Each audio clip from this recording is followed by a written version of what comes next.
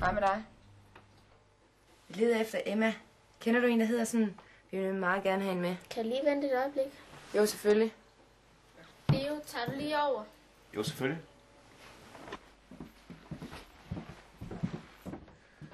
Nå, hvad så? I har modtaget en pakke for en uge siden. Med en lille næste, der hedder Emma. Leo, jeg går lige ud i strømpesommer. Ja. Oh shit.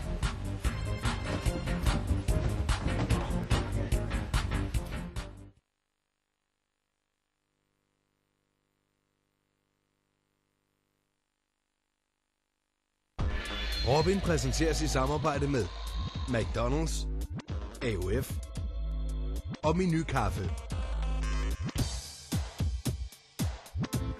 Der var engang en virksomhed, der hed Raven, som havde sat sig for at bygge en partishave for turister.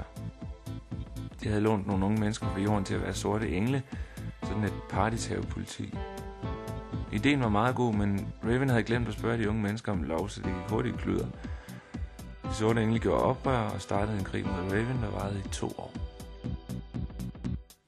Raven er ikke nogen helt almindelig virksomhed. Den ligger op over skyerne, og den findes ikke på noget luftkort. De sorte engle var sådan set også ligeglade med, hvem der havde forsøgt at gøre livet surt for dem. De ville bare gerne hjem, og det kom de.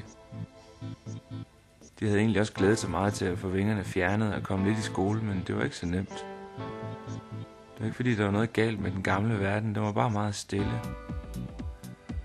Mange af dem havde også glemt, hvor de boede og hvad de lavede, før krigen startede. Nogle af dem havnede i Paris, der hvor jeg bor.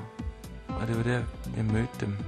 Men jeg har en moster, der hedder Amy, som er fuldstændig vild med at eje alting.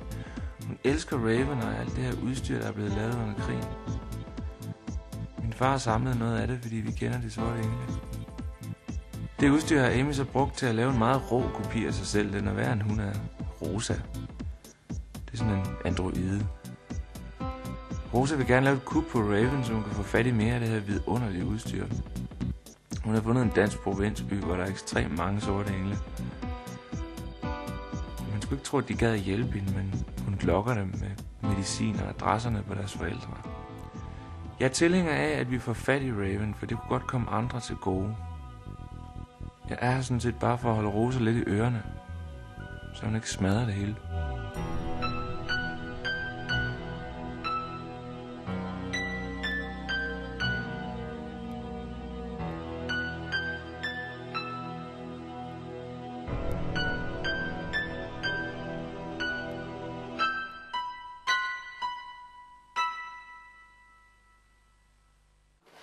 Ja, så blev du og holdt jul sammen med ham.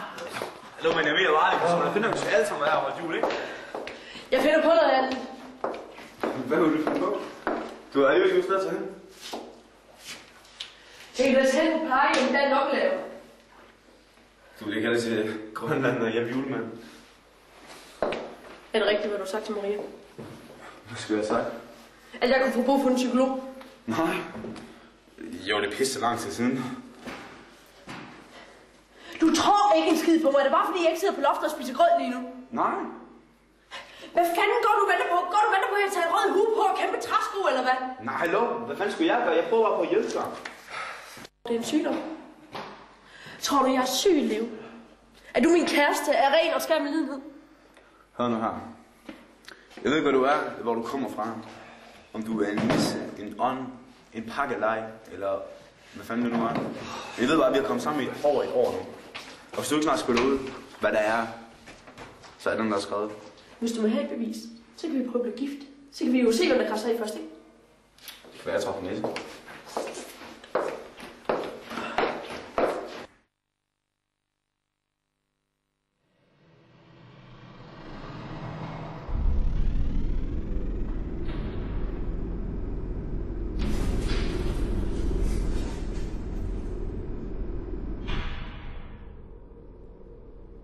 Velkommen i Nissernes Vagtværn. Jeg hedder Ravn. I er her ikke frivilligt. I er blevet sorte engle, fordi vi har brug for jer, og fordi jeres tid på jorden har dårlige udsigter.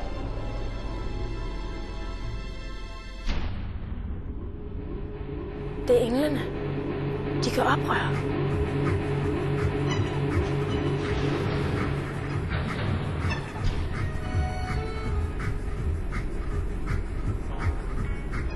Vi er nødt til at flytte udstyret. Vi er nødt til at flytte udstyret.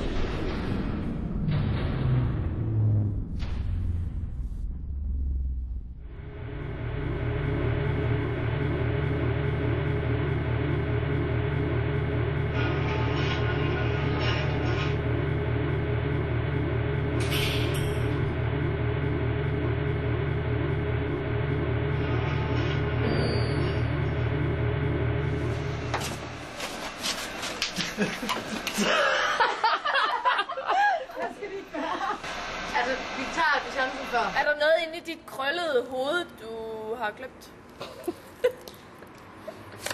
Okay. Bare trilles hen ad gulvet. Ja, så er det bare mig, der lander på. Er det ikke sådan en håndbold? Hej, prøv at passe på den. Hvad efter vi griber? Okay. Eller jeg smækker den ind. Ja.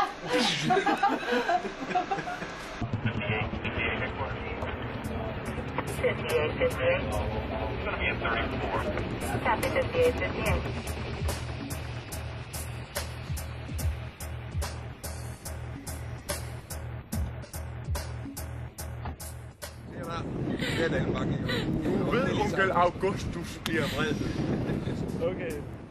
Du viser os, hvor indgangen til den hemmelige fabrik er. Ellers så springer vi siloen i luften. Godt, så tager jeg fundet fjederen. Fjederen. Jo, jeg venter lige 2 sekunder her. Jeg kan ikke finde fjederen. Bag kameraet. Her. I stuen. Og fjederen, der blev væk. Jeg ikke finde en skide fjeder. Det er en soufflé. Jeg vil se. Robin præsenteres i samarbejde med McDonald's. Hold på. Så er man fisk i den her. Ej, dem skal jeg også have. Grilled chicken, og så 2 Big Mac. Ja. Det minder om sidste år. Ja, det gør nemlig. Jeg har ordentligt skarpt. Og værsgo. Ja, skide godt. Men vi vej. Kraft, der er ikke bange af, mand.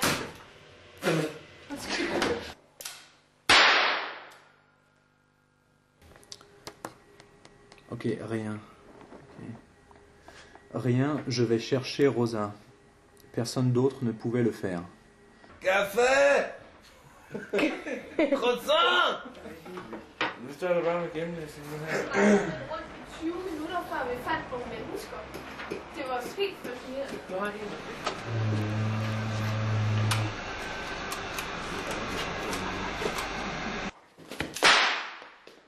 Den siger der ingenting, mand.